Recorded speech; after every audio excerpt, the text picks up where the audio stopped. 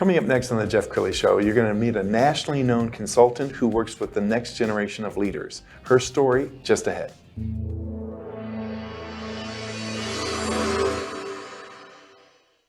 Many are predicting that the worst is yet to come, which is unfortunate, said one person here. Until now, they've enjoyed the reputation of being the nation's icebox. Watched a burglar in his home this morning by webcam. As a journalist of over 25 years, stories are what make my world turn. Reporting live from the Dallas newsroom tonight, Jeff Crilley, Fox 4 News. But in 2008, I took the jump from my familiar life and started a PR firm from my home. We're talking about anyone with a camcorder like the one I'm using becomes a television network. We started slowly growing the company, and we now have over 100 clients, and we've branched into the world of live digital broadcasting. I now own 8 different TV studios and have a huge team, and the stories that I now get to share are sometimes the most important of my life. Life has a funny way of coming around full circle. This is the Jeff Crilley Show. Well, you see this all the time in America. You have a great car salesperson, and that person gets promoted to manager.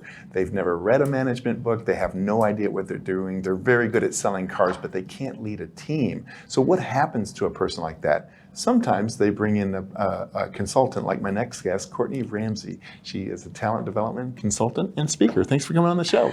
Thank you very much for having me, Jeff. It's a pleasure. Well, so the story I told at the top, it rings true. I mean, a lot of people get bumped up because they're good at their job, but they never have read a management book. That's exactly right. Nor have they had any sort of experience along the way that would prep them to be ready for that role. And yet here they are, sink or swim, right? Yeah. And often it's difficult because maybe you have a young person getting promoted and they're trying to manage a team of baby boomers who are like, why should I listen to you? You're 23 years old.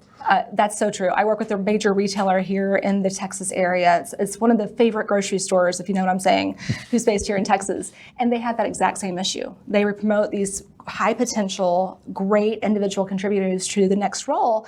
And then what happens is half the time those people are managing, 55, 65, 70-year-olds sometimes, and they're 21. Yes. And they're trying to figure out how to make that work. Absolutely. We're going to hold that thought. We'll get right back to that. But I found a great sizzle reel. Let's go ahead and roll that now. We've all felt it. In fact, I bet it happened to you just this morning. You're laying in bed and it is seriously a magical feeling. The room temperature's just right.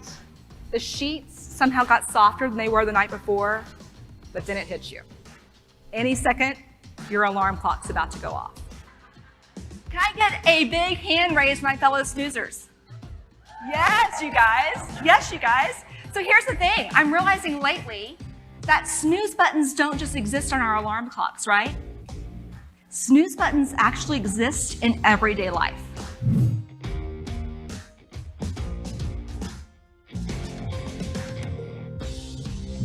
What is something that immediately popped in your head as a conversation you're snoozing on when we first started talking about this topic? I would love for you to turn to a neighbor really briefly and just share that thing that you're snoozing on.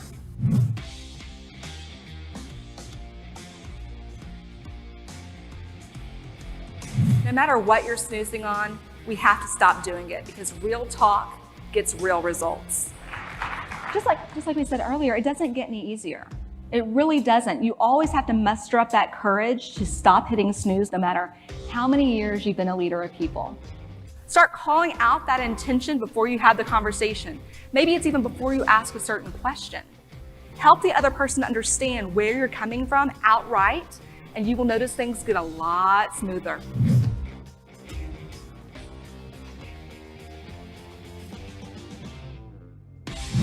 What is something you want to try?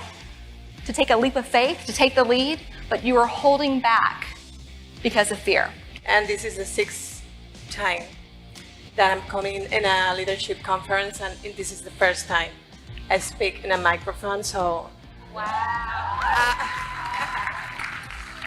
So today, I just want to take the time to encourage you to be courageous and to stop hitting snooze, because it's time. It's time to step up. It's time to act with courage. It's time to do things differently. You with me?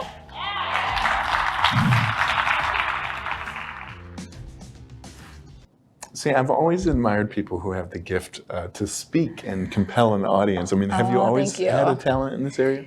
You know, I feel like it's something that I've always been apt to do. I mean, back in the 8th grade, I gave my first impromptu speech in my English class, and it did not go as well as it could have.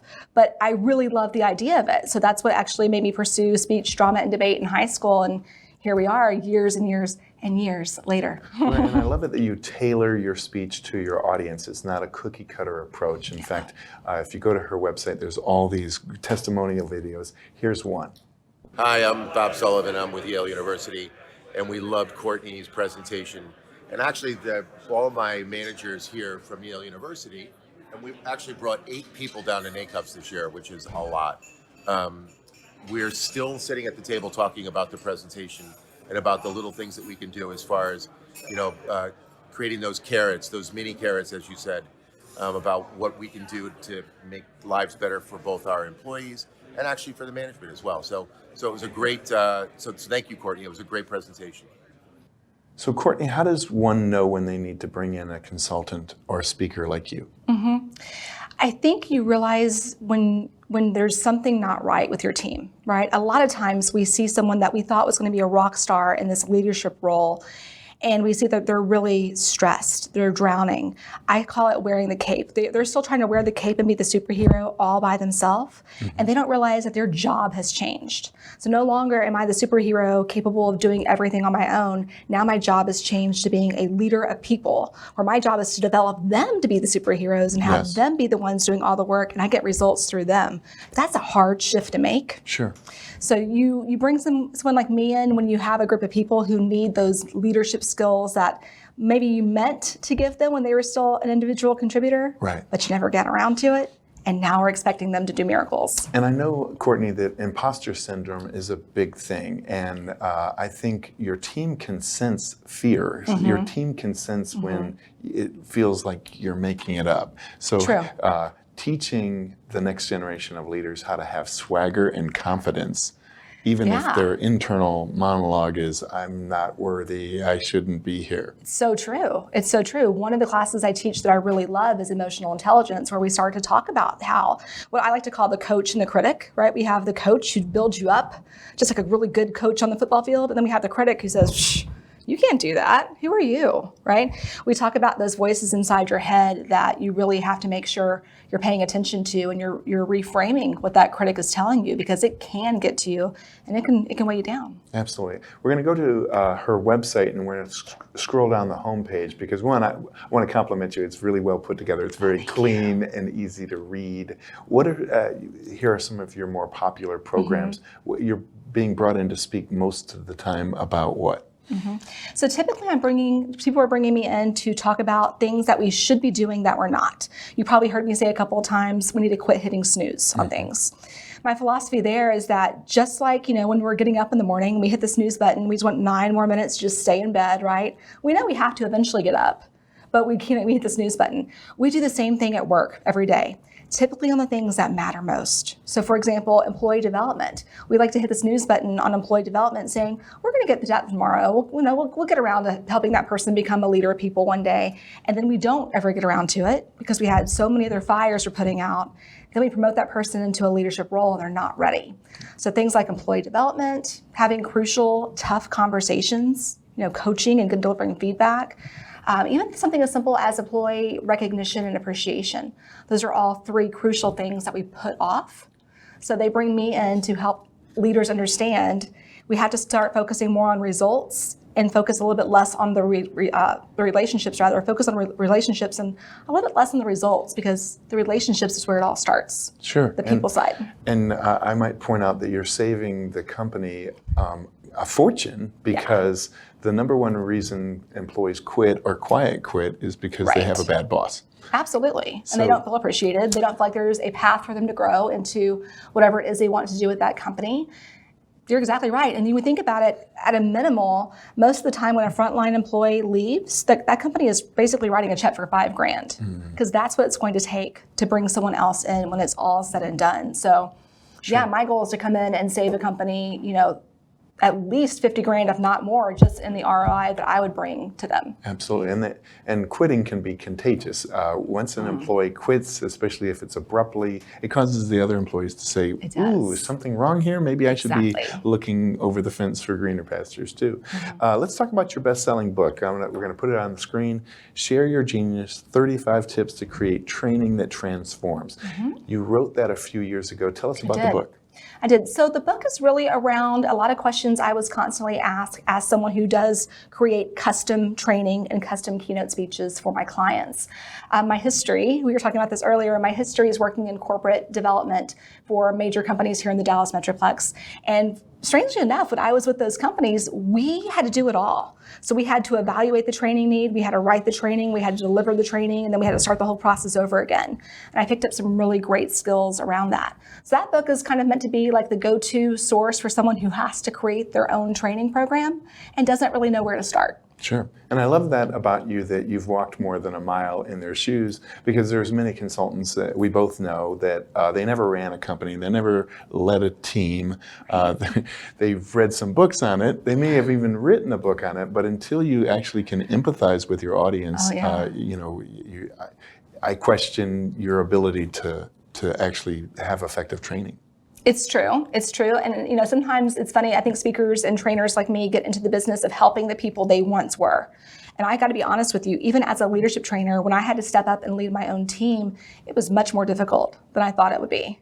And I was the one who had been training other leaders to become leaders. So you would think, of all people, I should have had the skill. Yeah. But like I like to say, knowing is not doing. They're two very different things. So it is difficult. And I think I could make a case that leading today is more difficult than it ever has been, because when I was growing up, it was the my way or the highway boss, and that doesn't play very well. Ooh, not anymore. So in the little time we have left, give some advice to managers out there on, what are some things that they could be doing in terms of empathy and working with their team to get everybody on board. Gotcha. So if I had to speak directly to the leaders, especially my brand new leaders, start to realize that then again that the paradigm has changed, your job has changed. So you're not really focusing on delivering results just on your own anymore. It's really about your people delivering those results, and you have to have solid relationships with those people. So prioritize relationships and start to really get to know your people on a more personal level, because that's really what our workforce nowadays is looking for. It's not a one-size-fits-all approach.